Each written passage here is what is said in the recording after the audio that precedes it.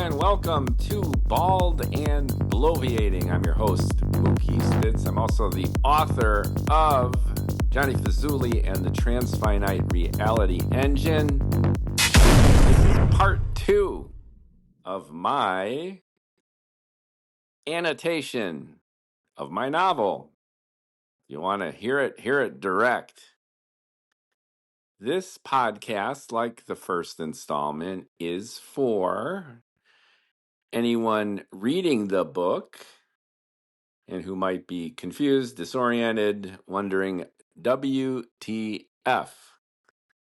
The pod is also for anyone who's finished the book, liked it enough to want to listen to this, and might enjoy additional color commentary about the text and its writing.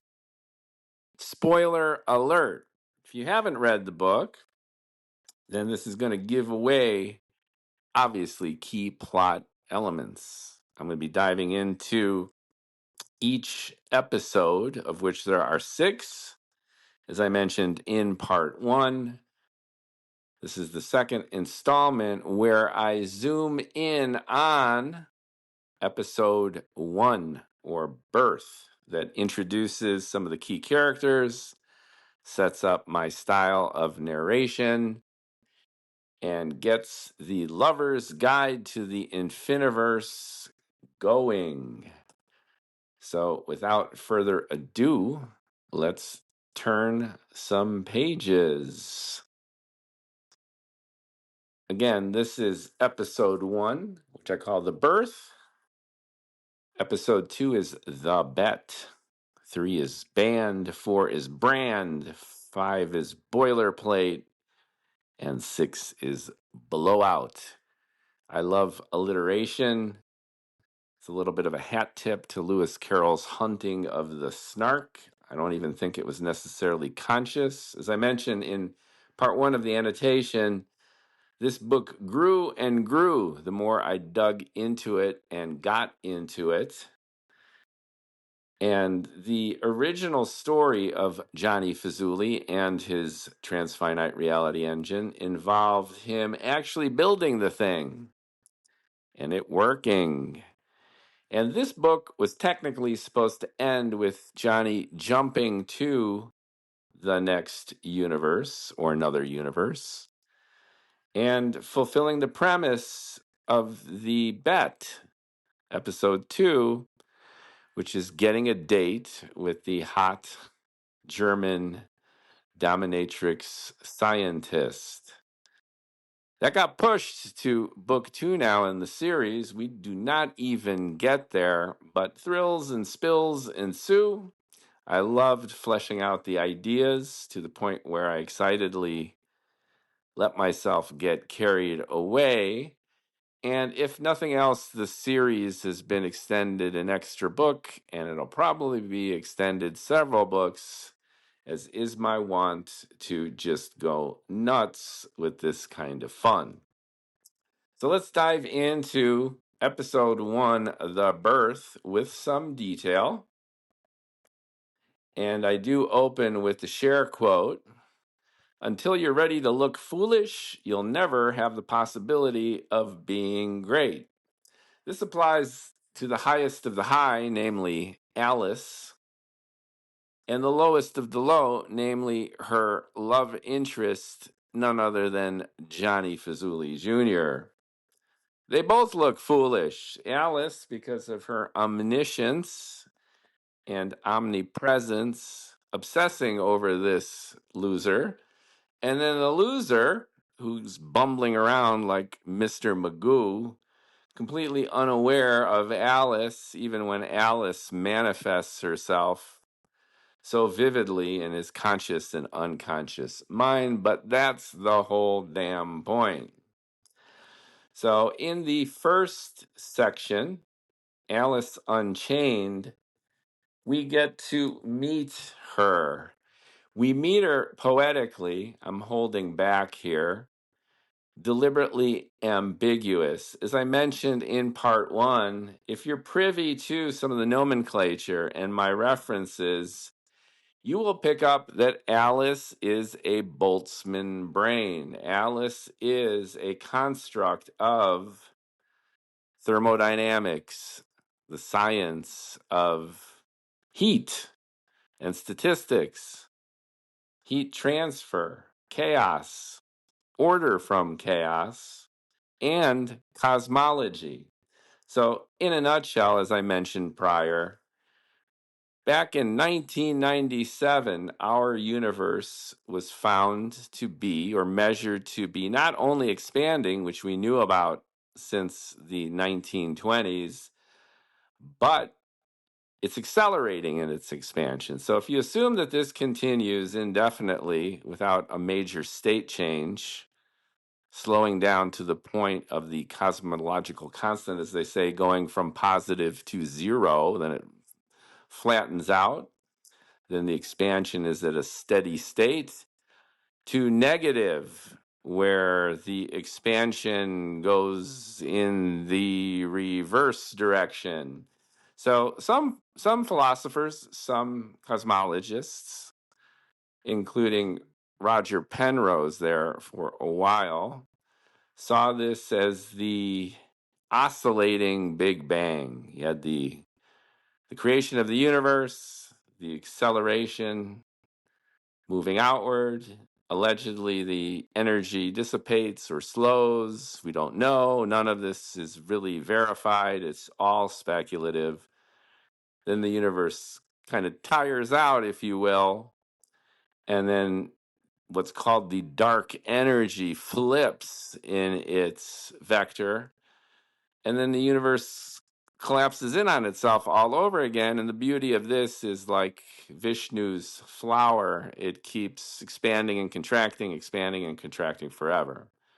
Now, I'm operating off the notion that even if that might be true, this universe where Alice is born, in a sense, is an old, dying universe that's accelerating unimaginably outward, with unimaginable amounts of time for her to literally spontaneously generate out in the void as a consequence of, as predicted by Ludwig Boltzmann, where he determined mathematically that you could have a chaotic kind of system, a system with a tremendous amount of entropy or disorder, and it'll have isolated pockets of order that are created.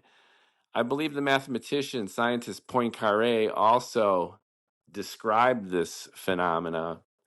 You'll see this in the signals of television transmissions and the like, where you'll have a broken up image, and then it completely washes out into what's indistinguishable from white noise, just random, chaotic signal. And then an image will spontaneously reappear and then vanish again. Now, this isn't the same thing, but it is a cool analog. And as I describe later in my own book, Alice is this kind of creature out there in the cold and the dark.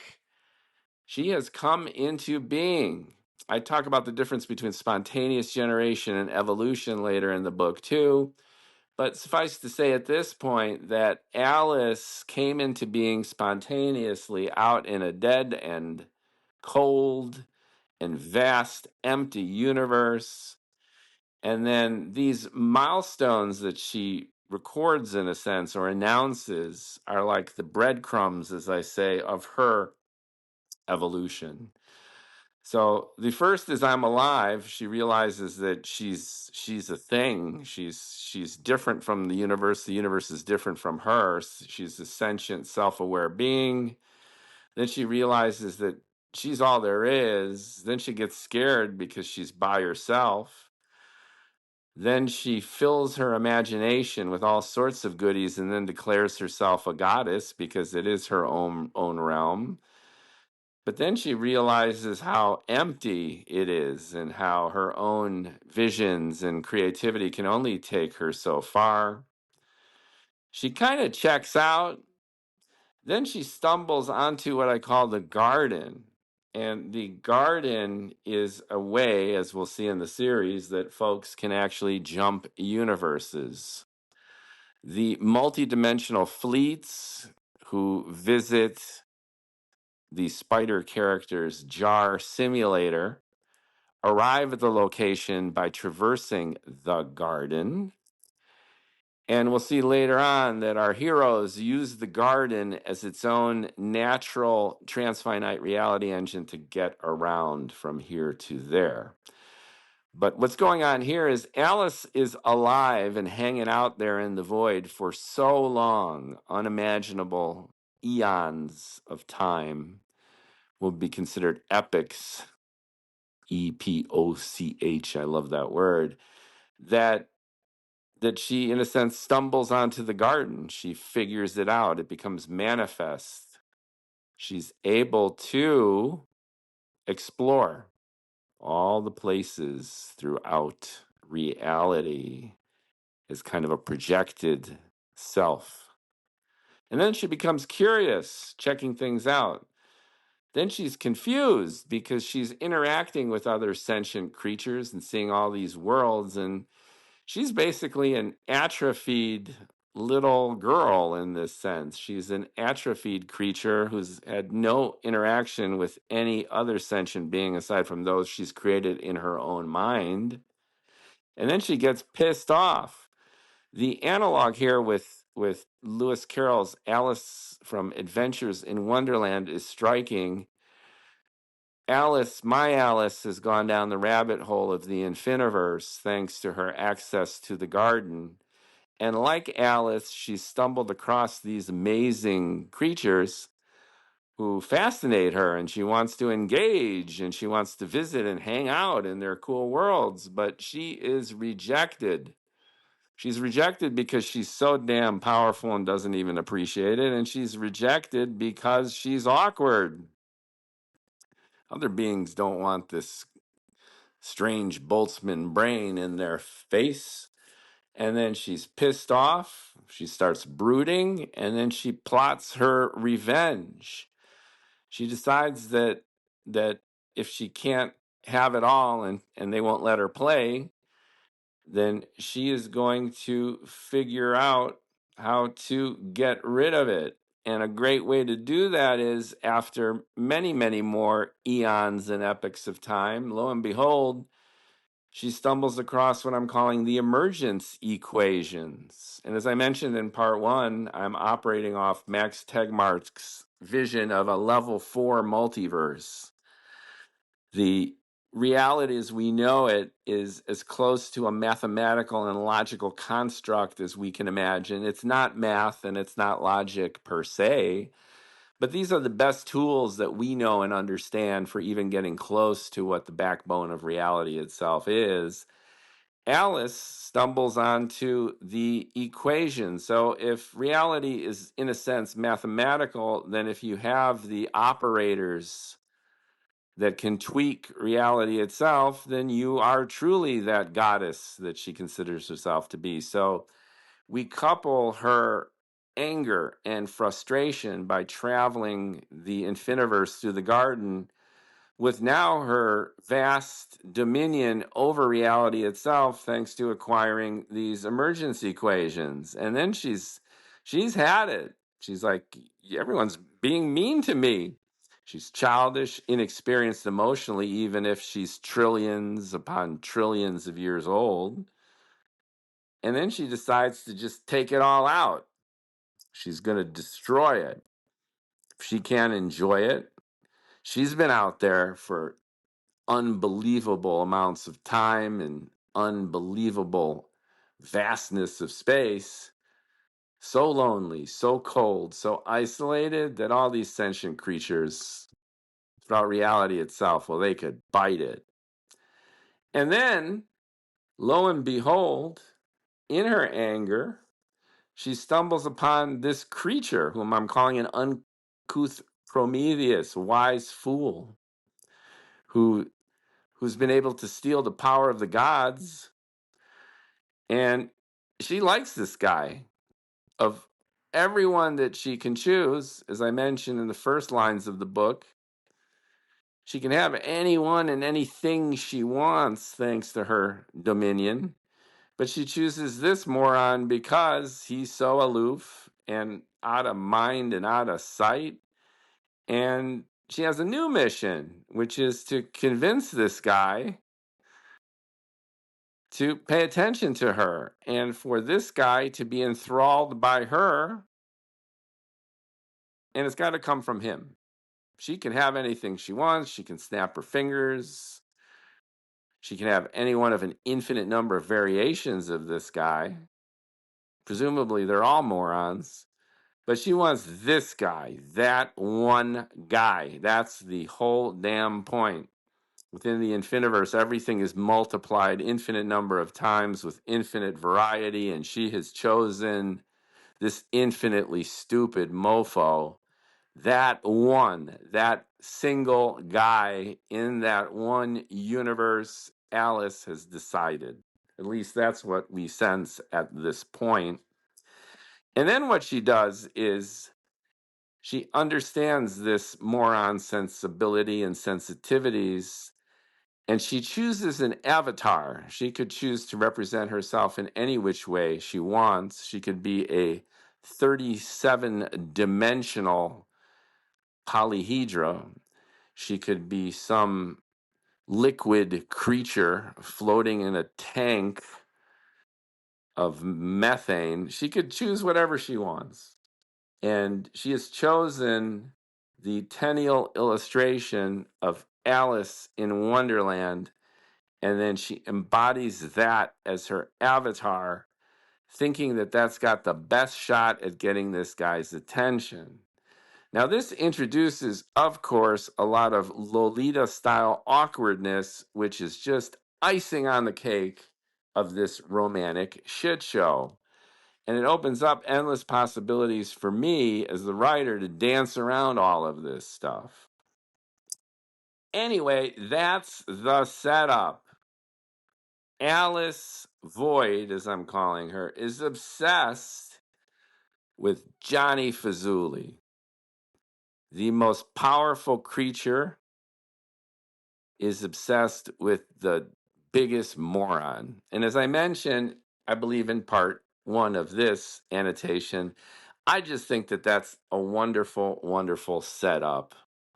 As a writer, I can't do better than that. And there's going to be other relationships that Johnny's in, and we're going to ignite several of them right in this first episode.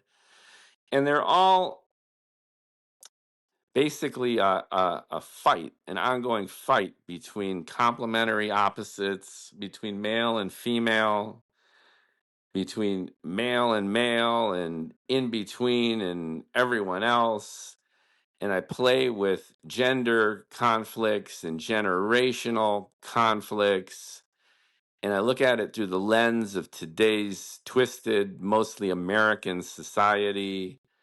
But in an abstract sense, when you're writing a romance, you always love that princess falling in love with the stable boy kind of motif. And this is an exaggerated science fiction version of that. I take it to the extremes. And if I can convey anything in this annotation is these are just words on a page, but I've given this some thought. And I've gone for trying to dial everything up like Spinal Tap to 11. The stakes couldn't be higher. Alice wants to destroy not a world or Cleveland or the Earth or our solar system, even our galaxy, not even a universe. Alice is ransoming reality itself. This is a hard concept to jump to, but if you believe in this multiverse stuff, the universe we inhabit with its 26 dimensionless constants to date, basically that's the building blocks of how the universe that we know it arguably came to be and how it's able to support, namely us who ruminate about it and write books within it. But there's an infinite number of universes, and you could imagine each of these dimensionless constants being kind of dials on a jukebox or a radio. You could twirl these dials in any one of, they're estimating what, like 10 with 500 zeros, different combinations of values that you assign to these constants and their relationship with each other. Everything from the masses of the fundamental particles, the fermions, the leptons, the quarks, the electrons in their three levels of energy, the boson force particles that carry the fundamental glue of the universe. All of these goodies are hardwired, in a sense, to our universe, and you can tweak these like little dials. And imagine that there's an infinite number of universes, and all of these variables are tweaked, and there might be an infinite number of universes where there's 38 or Douglas Adams' 42 dimensionless constants, universes where there are no constants. The variables are constantly varied and in random fluctuation, so nothing corporeal can even exist. I digress, but that's the backdrop. Alice has the magic numbers for all possible universes in every possible expression. And that's important when the science fiction characters enter the story, namely the spider in the jar simulator, and then the managing director of the agency and the general of the four-dimensional fleet of warriors. They all come to see Alice and her threatening ransom message. Why? Because they realize that on a whim, she can delete not a universe, but an infinite number of them. And she's able to do that because she has these equations. And you can see what's coming. As a writer, this is awesome because the emergence equations are the ultimate MacGuffin. It's the briefcase in Pulp Fiction. It's the Maltese Falcon. All the characters are hots on for getting the briefcase, finding the Falcon, finding and compiling the emergence equations. In and of themselves, they're just a gimmick.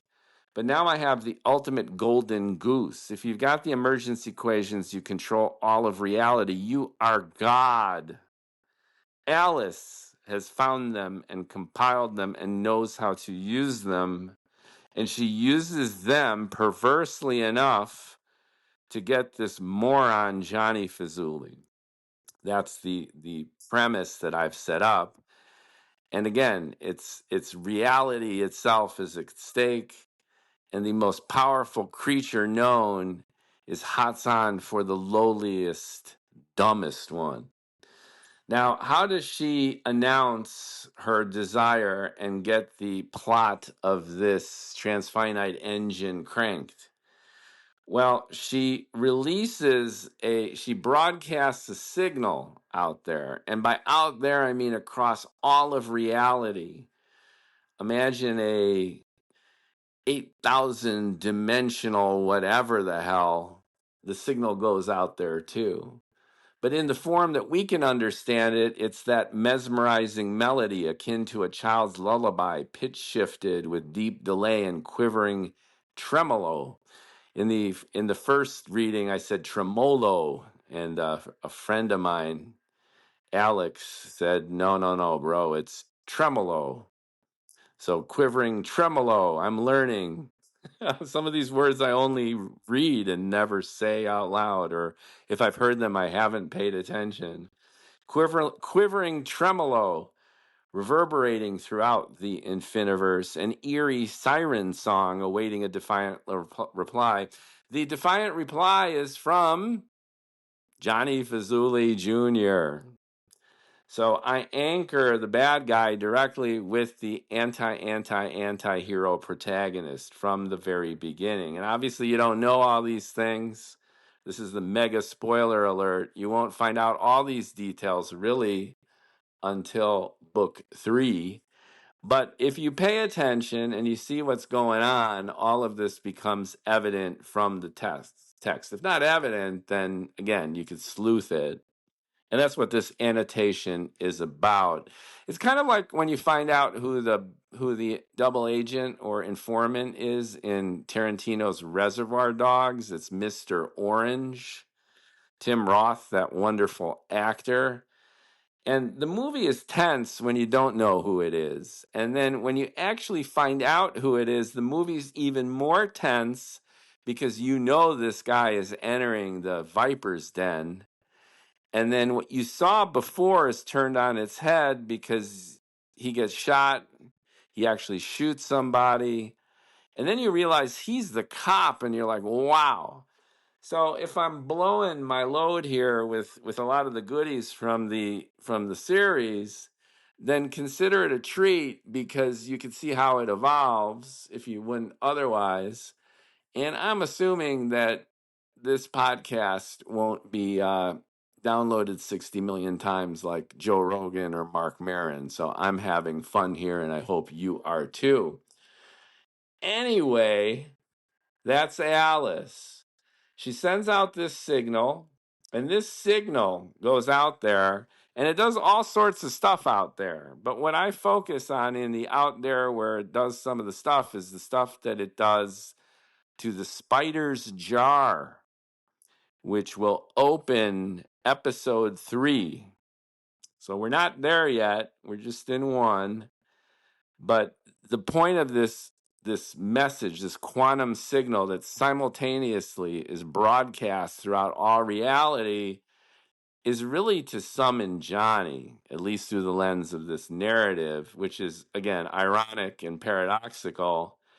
And this mesmerizing melody acts as the notes, if you will, to announce Alice coming into the opera.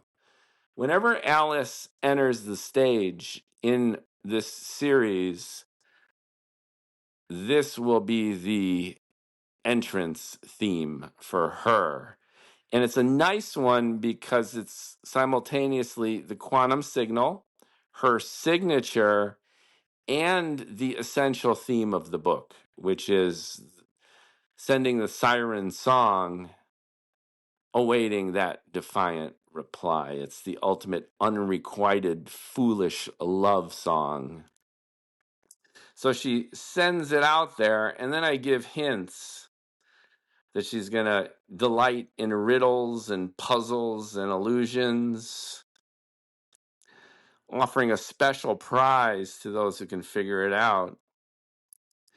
And she's not going to let the agency get in the way. She's going to bring them to their knees. Now, what is the agency? We don't know yet, but clearly some kind of power overseeing reality that she needs to circumvent, and in this case, tease. And she's going to want Jonnie delivered to her. She could snap her fingers and get infinite variations of Jonnie, but she's not going to do it. Like any lover, she wants the love to come to her, and she wants the lover to be beguiled and intrigued and insatiably obsessed with her. And this guy does not give a shit. That's a great delta to overcome for a super bad gal who is emotionally, like Alice, 7 years old. But again, bringing together the opposites, you have a little girl with the power of the universe, similar in a sense to that Twilight Zone episode where that young boy, that bratty, entitled kid, is given godlike powers, and watch out, there goes the neighborhood. So that's the first section, first vignette. And then we meet Penny Pitts. We go right into another young woman. This is a Gen Z Zoomer. She's class of 17. She's well-to-do, but not that well-to-do. She's grown up in the midst of this generational and gender-based crisis where women like her are kicking their contemporary male counterparts' ass. Look at all of these statistics, listen to blogs, the eruption of pundit personalities like Jordan Peterson, even Joe Rogan to a certain extent, what you can call the manosphere backlash, which is the disempowerment apparently of men in an already male dominated patriarchal society. And that's the grand irony of all this. It's akin to the anti-woke, anti backlash to the backlash, including everything from trans rights, gay rights, gender, racial equality. Martin Luther King Jr. just wanted everyone to be treated equally so that race didn't matter. And then the left, in order to get us to that point, or so was the thinking, made race matter a lot. And that's the irony and the current implosion of identity politics.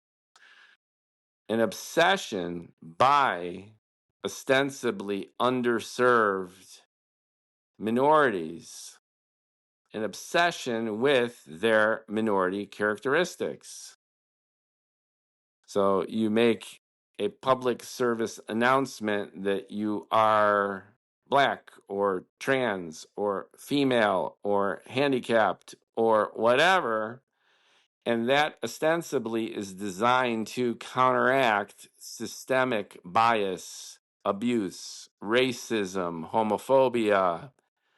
The list goes on and on. But as folks like African American Coleman Hughes has observed, this backfires. John McWhorter is another terrific scholar and writer and commentator, also African American, who sees the hypocrisy and the self-destructive nature of this kind of self-obsession with self-identification in what would ostensibly be a race and ethnicity and culture and value neutral kind of environment.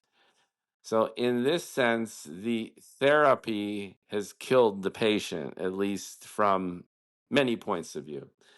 And I will give this argument nuance. I'm not here to pontificate the politics or say that there's a right or wrong approach to this, but I do think the left in America has gone too far in the sense of marginalizing their own marginalized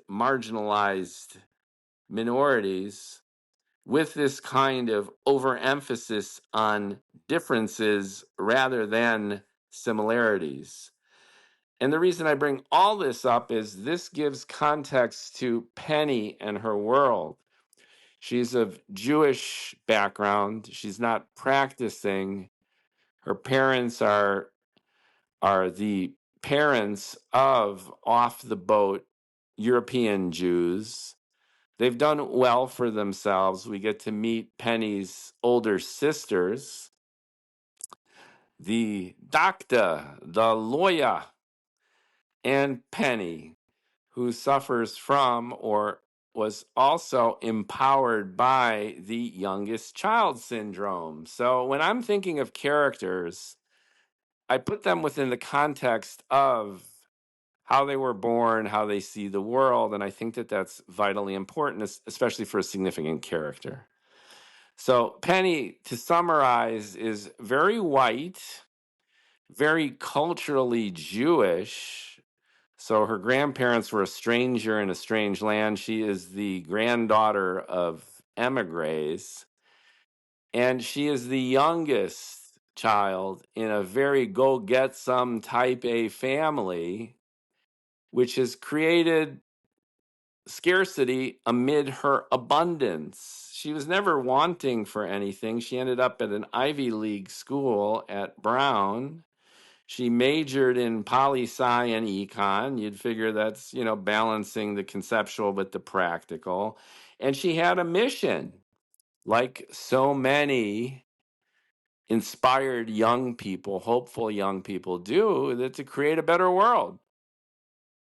She believes it, and she feels she's able to do it, but it ain't happening. She enters this world of gender and generational and cultural and political turmoil. And she really does not know what to do with herself. She has trouble self-identifying not only with what she wants, but whom she is. From women's lib to what? How do you believe in a better world when the world is already paved for you as a great place, and yet you can't find yourself and you're lost and you don't know what to do or where you're going? So it flips for her from having these high hopes to being quashed right out of the gate. And she lies there in bed back home with her parents in her Hello Kitty jammies, like she's again, like who? Who does this remind you of when you revert to childhood? Well, spoiler alert if you're paying attention, you get this connection within page 5. She's a lot like Alice Void now, isn't she? Penny's journey of feeling alive and given the keys to the kingdom through her Ivy League education, through all of the opportunities and abundance that her natural born privilege has allotted her, leads to disappointment and frustration, just like our friend Alice. So parallels between Alice and Penny, note them. There will be a cross current running throughout the series. Is Penny Alice and Alice Penny? Well, you could poetically and metaphorically draw the conclusion, but that might be stretching things as far as the author's current concern, namely me.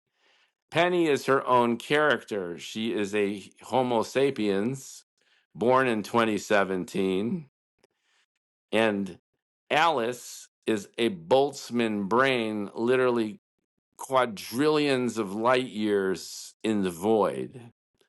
But that said, another key theme is that consciousness is consciousness, and there's archetypes to the essential unbearableness of being, capital B, that you could be 126 dimensional and live in a vat of liquid nitrogen, or you could be Penny Pitts and you're dealing with a lot of the same issues. I love this kind of shit. So anyway, she gets a break. Penny through a friend of a friend, and I kind of whirl her through the randomness. Every opportunity that Penny gets from being connected to this thinly veiled representation of FTX, the crypto exchange company that she ends up interning for and then working for, to her job at the thinly veiled Forbes magazine and company, to many of the connections that she makes and opportunities she gets throughout the series, fall in Penny's lap.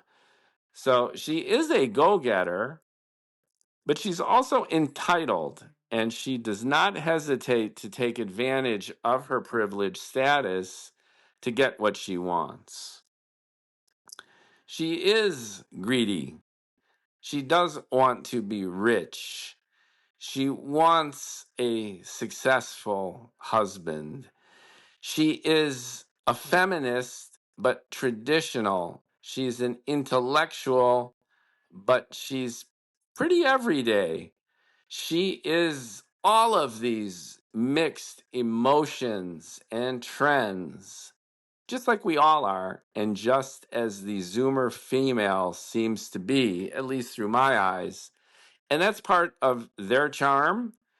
And it's also the apex of their difficulties in terms of navigating this insane reality that we, as boomers, I'm a cusp boomer, 1964, have created for all these young folks. So what happens? She stumbles into, again, a thinly veiled portrayal of becoming a marketing maven at an insanely successful crypto company. Now, cryptocurrency figures prominently in the book too, and I could go into that for another hour. But it represents, again, a symbol of our time, which is digital reality, circumventing, bypassing, and exceeding analog reality. And you'll see that in the spider's jar. You'll see that in the scientist's demonstration in the conference. And you'll see that at the end of the book, where Penny ties a bow on this idea and applies everything she learns at this amazing and ultimately failed company about faking it till you make it, about the supremacy of virtual reality over physical reality, and then the illusion and opportunity that that kind of technology and that kind of experience engenders for her and all of humanity. So cryptocurrency is perfect. Of course, that its value rose 10.5 billion% since launch. And of course, the US government at this point, as I record this, is fully legitimizing it. It seems, in retrospect, almost inevitable. So, anyway, I have her plugged right into XTX, a multinational crypto arbitrage brokerage. That's right from FTX's brochure, actually. And they get rich and fast. And she is hanging out with celebrities, and she is a globetrotter, and she's pretty much fresh out of college. Her first job is through the roof. Unbelievable luck for Penny Pitts, youngest of the three daughters, always overshadowed by her sisters. And the baby, daddy's girl, the baby girl, did good until things that are too good to be true always are too good to be true. And the firm crashes. She skirts being prosecuted narrowly for being even associated with the fraud, with the use of investment money for high risk investments. One wonders if FTX would have fallen and if its founder would be in jail had the current environment be prevalent. The answer is no. Anyway, Penny's, in a sense, back on the street again. She goes with her tail between her legs, back to her sisters, back to her other college friends from Brown. And they've had, obviously, less of a successful time as Penny. They've been enduring the Zoomer ails. They can't afford a house. Their jobs are transactional and eaten up. AI is taking over the world. And they welcome Penny back, and Penny ain't having it. Her sisters welcome her back, and Penny isn't too happy about that either until Penny gets another break. And that's in a happenstance little offering from her middle sister, whose law firm works for Forbes magazine. And then Penny shifts from being the marketing maven of a multi-zillion-dollar fintech startup crypto exchange bonanza, to, a traditional business publication. It's got events, it's got fun stuff, not quite the same, but she's able to marshal her skills and, most significantly, her network. While she was at XTX, she hobnobbed with billionaires, movie stars, sports celebrities. And the reference from her sister gets her in, but what nails the job is Penny's creds, Penny's network. The magazine wants a piece of Penny's Rolodex. And she gets assigned to the zillionaire list, which is, again, a thinly veiled billionaires list that we all know and love from Forbes magazine. I, of course, changed the name because if my books do reach the point where they get noticed, I'll get sued. And it's a good idea. And it's also fun in a kind of Pynchon-esque way to noodle with the names in a way that adds irony and cynicism and some contrast to the narrative. So Penny gets a gig at Forbes for the zillionaire list, and then because of her creds and her connections, she's assigned to interviewing the billionaires. Her research team and her marketing team back at her Jersey office, she gives them the nickname Incel Ops. And that's my opportunity to bring back this idea of the dude bros, the millennial and Gen Z dude bros, duking it out with the go-get-em Gen Z females, namely her. And she gets going. So she starts interviewing the American oligarchs, and she gets disillusioned. And the reason she's disillusioned by all this is because, at least at XTX, she had her own department. She was young. They empowered her. There were hardly any employees, even at XTX, FTX at its height. So for the hundreds of billions of dollars flowing through the exchange, you had really only a handful of key people making the key decisions. So I plugged Penny into this company, and she was a mover. She was a shaker. She was taken seriously. But now, as a mere journalist, she's shoving microphones and taking notes among all this wealth and power. And she's an add-on. She's a tool. She's hating it. So she gets all the hassle and bullshit without the benefit of being that mover and a shaker. And she's disillusioned and she's frustrated. And it kind of rubs it in.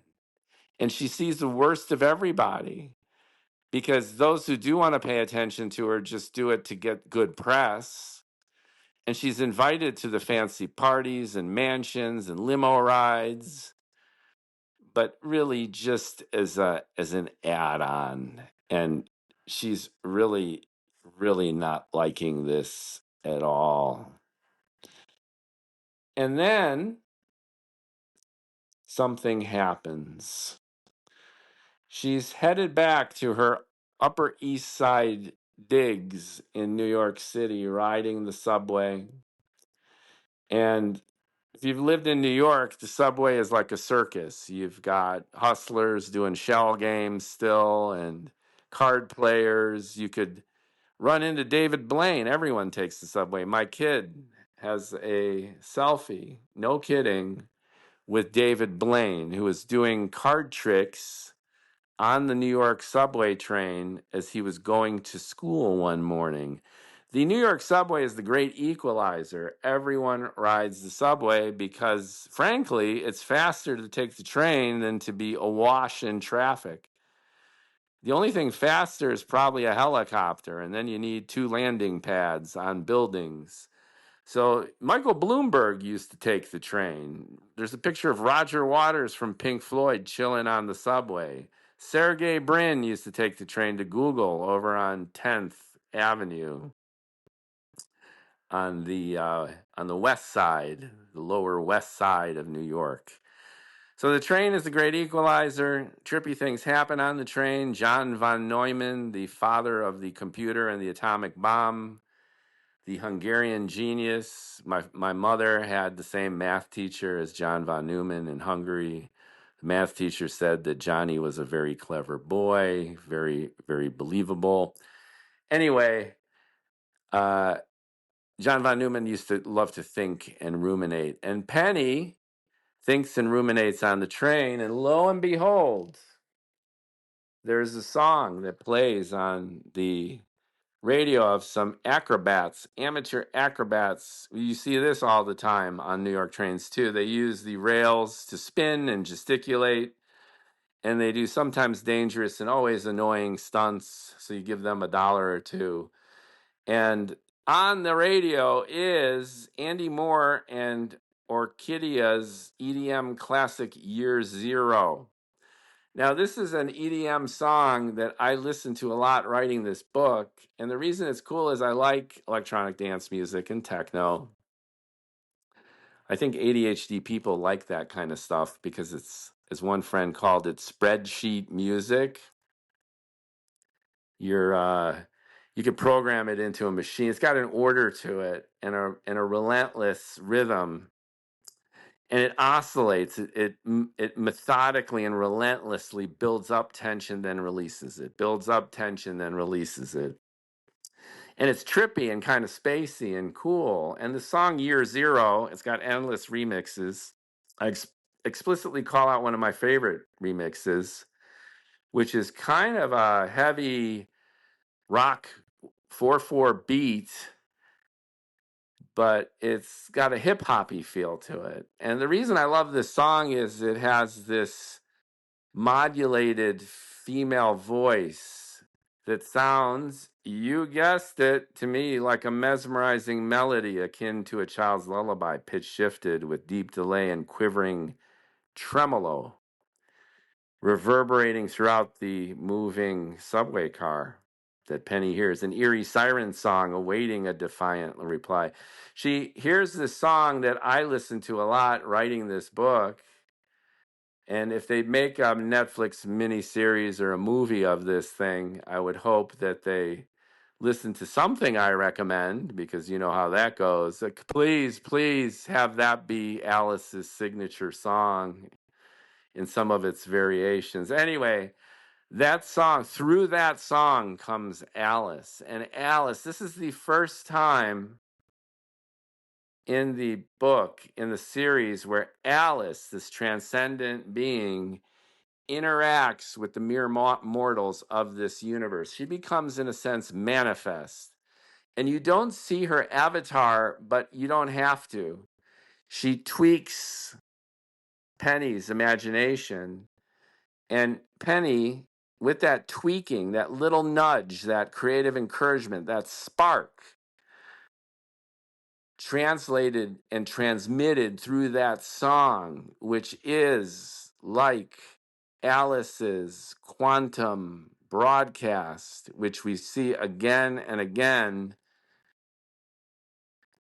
Penny is tuned in to Alice. Alice has found Penny and instills within Penny this idea of what I call the trillionaire under 30 list. And the idea here is that instead of just interviewing billionaires, and the magazine has another list extolling the accomplishments of those 30 years and younger, it combines these two into what I call the trillionaire list, which is not about the bottom line spreadsheet. These people aren't necessarily high in net worth, but they're very high in bravado, risk-taking, innovation, entrepreneurship through the lens of influencing, social media, and this becomes key, extreme sports, high adrenaline, dopamine stimulating stunts put on social media, becoming part of their influencer ethos, and inventions, novel inventions. So this is the connection between Penny Pitts and our hero, whom we will soon meet, Jonnie Fazoolie, who is all these things. Jonnie Fazoolie is a social media influencer. He's on TikTok. He does reels. He bungee cords off of buildings. He films himself speed eating. He does all sorts of crazy shit for attention, but his real racket is inventing things. But Jonnie invents things with no intention of actually creating them. He sells in an idea, takes people's money, and then walks. So this is the bridge point. This is the connection between Penny and Jonnie. Inspired by Alice. Now, why does Alice want to connect Penny and Jonnie? And as we'll see, why does Alice get jelly and mess things up as much as she brings them together? And the reason is, well, we don't quite know yet what the mechanism is for Penny and the connection to Jonnie vis-a-vis building the transfinite reality engine. But remember, Alice wants Jonnie to come to her. Alice can snap her fingers and get Jonnie, but that's no fun. Alice needs to create a construct, needs to engineer a universe, this universe, where Jonnie inevitably rolls toward the design and development of a machine which will get him closer to Alice. That's the spine of the dramatic through line. And Alice will manipulate all the characters in the narrative to get Jonnie to design and develop and deploy the transfinite reality engine, because Alice is out there. Alice is not even in Jonnie's universe. Jonnie is going to have to learn how to jump universes to get closer to Alice. And Alice, who seems to be all-knowing, who gets it, does what she can to facilitate and encourage that device development and utilization. So the story shifts from Penny, who's frustrated, works crypto, winds up at the magazine, and then she's gotta go and sell in this idea to her gross millennial boss, Gen X millennial boss. And she does exactly that.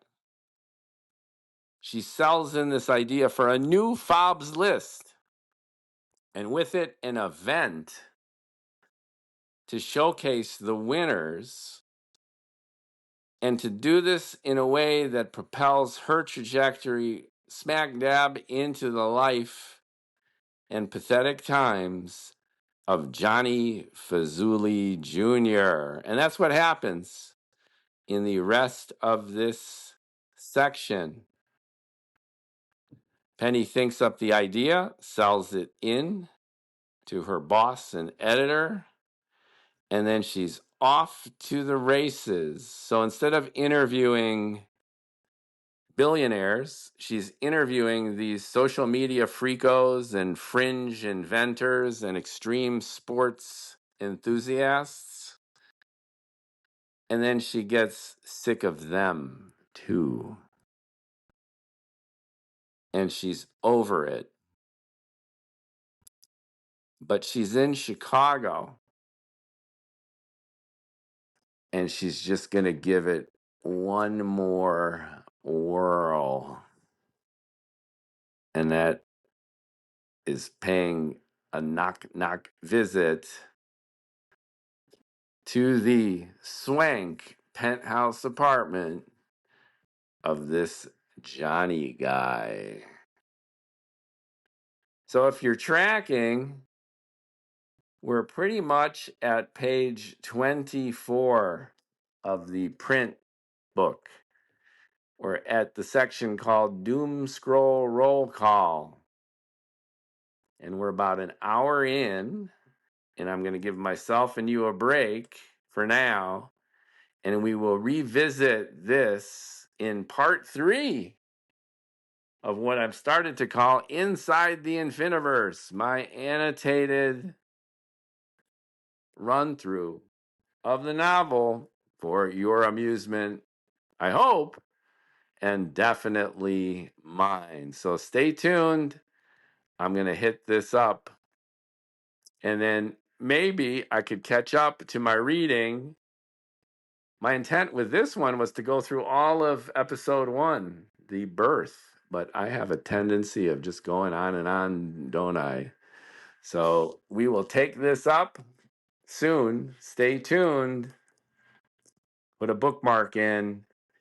We're at the point in the narrative where Alice has triggered an idea with the express purpose of introducing Jonnie to Penny, with the broader goal of getting Jonnie along a trajectory to build the machine so he can get closer to the bad guy. Thanks for listening to Bald and Bloviating, with much, much more to come.